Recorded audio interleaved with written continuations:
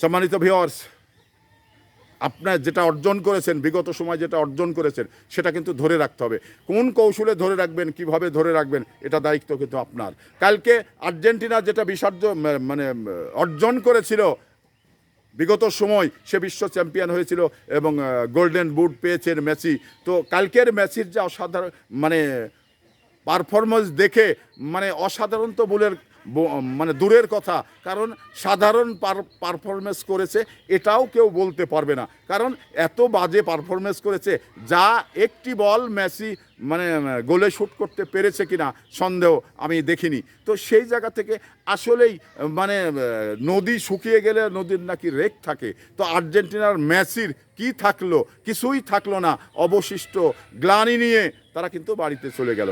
তো এই ধরনের মানে আর্জেন্টিনার সমর্থক যারা ছিল, তারা এই ধরনের কখনো মেসির কাছে বা আর্জেন্টিনার কাছে এই ধরনের আশা করেনি।